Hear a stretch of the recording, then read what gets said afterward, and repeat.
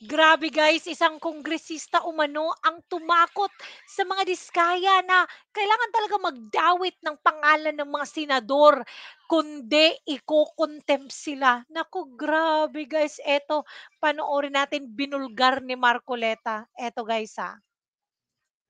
Meron po palang isang congressman, kanina pong nag-hearing sila, nakausap yung abogado ng Diskaya. Kailangan, meron kayong matukoy na senador sapagkat makokontempt kayo. Grabe, di ba? Wagas talaga. Nangyayari sa kanyang opisina ay meron namang basbas ng Secretary ng Department of Public Works. Ngunit ang gusto ko pong tuntunin, Mr. President, kung nakita na po natin unti-unti at saan papunta at sinong may kasalanan sa Department of Public Works at nailitaw na rin po sa pagsusuri at sa personal na pag-imbestiga ng ating colleague, ang mga contractors na talagang, kung pagsasamahin po natin mga contractors na ito at saka yung mga opisyalis na nabubunyag ngayon, siguro po yung salitang walang o halang ang kaluluwa ay isang understatement. Correct. Halang talagang kaluluwa. Ang gusto ko pong malaman ngayon, bakit po kaya sila ganun kalakas ang loob? Bakit parang hindi na po milyon eh? Bilyon-bilyon na po ang naipatatalo at hindi naman po nila pera yon, pera po ng taong bayan. Mr. President, ganun po ba kaya kalakas ang loob nila na sila-sila lang, mga contractors at saka yung mga opisyalis na yon? Posible. Wala po kayang mga politiko sa loob, sa likod nila? Correct. Sana po matukoy yung tunay na mga proponents para po yung walang kasalanan ay hindi po nadadamay. Tama. Mahirap po na magbanggit sila ng pangalan. Dahil ito pong nagbabanggit ng pangalan ngayon ay galing lang sa amin kahapon at napatunayan ngayon ng bilyon-bilyon ang ginagasta at magdadamay siya. At meron pong nag-text sa akin sa pamagitan ng emissary, ng abogado ng Diskaya, Mr. President. Meron po palang isang congressman, kanina pong nag-hearing sila, nakausap yung abogado ng Diskaya. Kailangan, meron kayong matukoy na senador sapagkat makokontempt kayo. Tingnan nyo. Nasa akin po yung text message, Mr. President. Sa mga tweet, gusto lang nilang magpangalan. Yes. Hindi po mabuti yun. Kailangan po, sa tulong na rin po ni Senator Lacson, total naumpisan na yung mga contractors, naumpisan na itong mga kawani at opisyalis ng TPWH na talagang kandidato na po talaga sa impyerno. Matukoy po talaga kung sino-sino po yung palaging kausap ni Yusek Cabral na sila po yung sindikato dito. Para po yung walang kasalanan ay huwag pong madamay. Maraming salamat po, Mr. President. Salamat po, Your Honor. Yeah, maraming salamat po rin sa ating distinguished gentleman from Tarlac and the Republic of the Philippines. Thank you. Senator. Sabi nga ni Senator Joel Villanueva, isa daw yung Dracula. Si Dracula daw. Oo, walang iba. Alan Peter Cayetano, the erstwhile minority leader, is recognized. Mr. President, Future. hindi pa naman, but thank you for Future, that. future. And may I ask one of my mentors, Senator Lacson, if I can ask a few questions. Willingly to the gentleman from Taguig. I request your staff na ibalik dun sa text ni Yusek Kati. May isa lang po akong comment kung papayag kayo. That's the most popular and most demanded part of the privilege speech. Pakibalik nga uli yung text message. By the way, I asked the permission of the Senate President if I could... Yes, of course, Mr. President.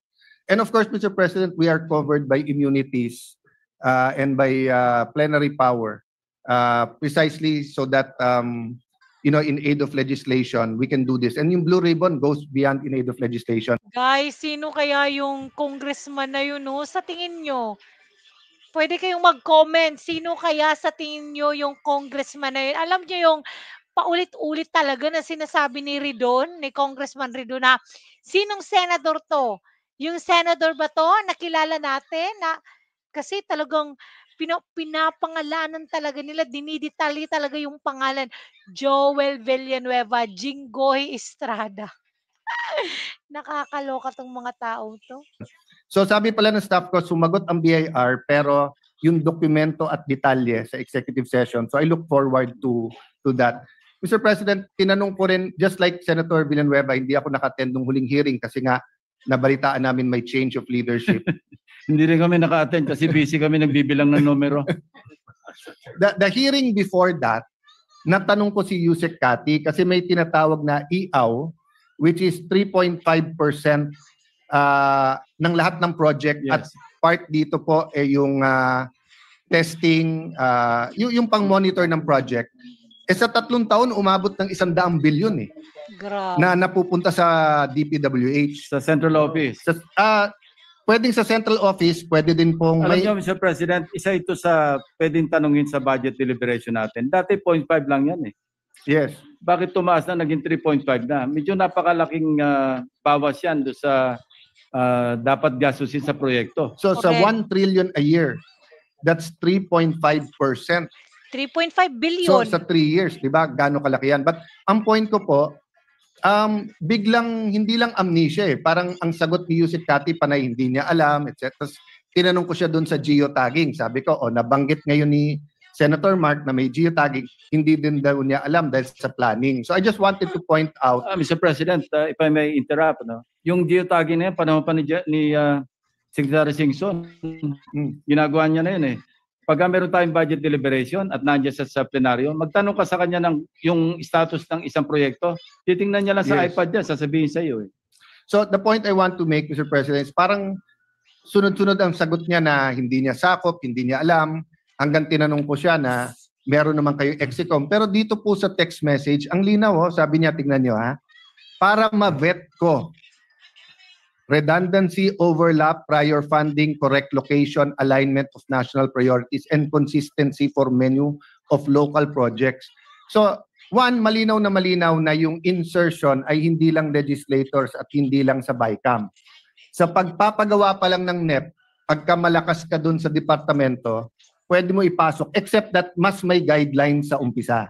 But number 2, it just shows that yung sagot ni Yusek Kati is so different from her text.